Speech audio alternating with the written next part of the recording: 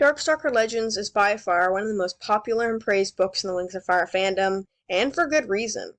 It is beautifully written and the story is compelling, but there's more to it than just that. In this video, I'm going to take a deep dive into why Darkstalker Legends just works, and taking a closer look at just how brilliant of a book it is. Before I start the video, huge shout out to my patrons, Crazy Roblox Man, LordIsopod, and DragoLover95. Thank you so much for supporting me. Links to their social medias are in the description down below. Also, major spoiling for Darkstalker Legends here. Seriously, if you haven't read the book, then please click off. Anyways, without further ado, let's get into the video. Darkstalker Legends has 3 protagonists, each of which leave a lasting effect on Pyra. Some positive, and some negative. Now, I could sit here for hours and analyze Darkstalker, Clearsight, and Fathom individually. Darkstalker thought he was doing the right thing, though he had one major flawed way of thinking. He thought that peace should be achieved by any means necessary, even if it meant getting rid of an entire tribe, just because he had bad experiences with a few of their members. He thinks he's the hero, and dragons believe it for a while, until he shows his true colors. Darkstalker goes from a charming star student to a menacing and manipulative dragon, and his descent into near madness is honestly chilling to read about. He had those thoughts in him when he hatched, but later in life he chose to act upon his violent desires. Clearsight was a brilliant and kind Nightwing who kept both of her friends safe at all costs. She used her extremely powerful gift of foresight to save lives and protect dragons she didn't even know about. Over the course of her life, she turned from a worried and anxious dragonette to a mature and wise leader that dragons felt as though they could trust. And as for Fathom, he had similar development to Clearsight. Born with life-changing and powerful abilities, Fathom had his entire life turned upside down when he discovered he had animus magic. Starting off as an insecure and quiet dragon, Fathom eventually grew up to be content and truly loved himself for who he was, thanks to the help of Indigo. All 3 members of the trio were born with a powerful gift. For Darkstalker and Fathom, it would be animus magic, which allowed them to basically reconstruct reality as they know it. For Clearsight, it would be the greatest foresight Pyra had ever known. Even in modern day, no dragon's foresight has ever been able to match the strength of hers.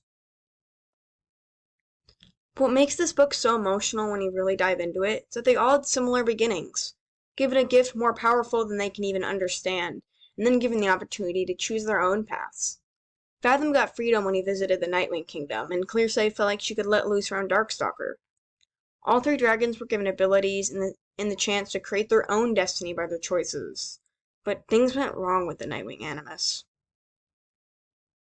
Clearsight and Fathom made mistakes, but ultimately chose to be on the right path by making the right decisions. Darkstalker, on the other hand, continued to make the wrong choices. Time and time again, he was given the chance to turn back. Once he met Clearsight and Fathom, he didn't have to be who his father was, or who his animus magic tried to convince him he had to be. And you could tell that, for a while, he genuinely liked the change. But soon, things went horribly wrong. You could see Darkstalker hit that point of no return, and how he didn't want to go back anymore. He started to like that feeling of getting what he wanted. He became so obsessed with his fantasy of living a perfect life that he started to try and make it come true by force, pushing away any dragon that didn't agree with him, or who he thought would get in the way. Still, Darkstalker continued to tell himself that he was right. He justified his actions because they were for the greater good. Over the course of the book, you can see his desperation and how absolutely devastated Clearsight and Fathom are. Tui explores this beautifully when you're first reading the book, and their absolute heartbreak when they see that their best friend had hit the point of no return. It's chilling. Neither of them wanted to stop their own friend, but Darkstalker is threatening the lives of thousands, maybe even millions. The absolute anguish written in the scene in which Fathom enchants the bracelet and Clearsight has to put her one true love asleep forever, it's just heartbreaking, not only for the characters, but also for the reader. You become attached to this friend group the whole book. Reading the horror of the Royal Seeming Massacre and seeing how it scarred Fathom forever really makes the reader have a soft spot for the Seeming Dragonette. You want Clearsight and Darkstalker to work out, and you've seen how well and happy they can be together. But deep down, you know that a happy life with the 2 of them together is impossible. And sure, this book has body horror, action, and even some humor sprinkled in there. What I think truly separates this book from the rest is how absolutely emotional it is, and how well that is pulled off. When you read the book, you see a friend group that loves each other. may even be something you relate to, seeing an old group of friends you used to hang out with but have since separated yourself from. You just want for all of the characters to be happy and laugh together and have the story end from there, each member of the trio getting their happily ever after. That doesn't always happen, unlike how some storylines portrayed in the series and even pretty much every modern story. Sometimes happy endings for everyone are impossible and just barely out of reach. Fathom got to live with Indigo and finally learned to love himself for who he was.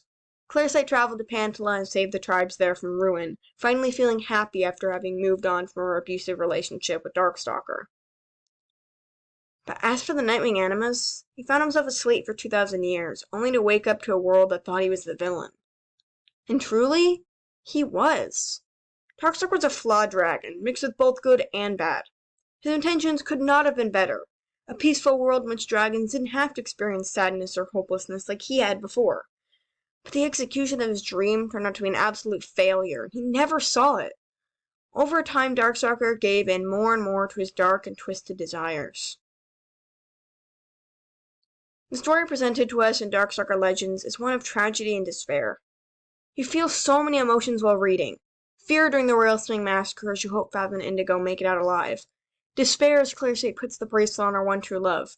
And a plethora of other emotions that feel so real. This book isn't my favorite in the series, I can definitely see what sets it apart from the rest. It's not your average Wings of Fire book, and that's what makes it absolutely brilliant. Anyways, what did you guys think? Let me know down below. Thank you guys so much for watching, and I'll see you in the next video. Bye.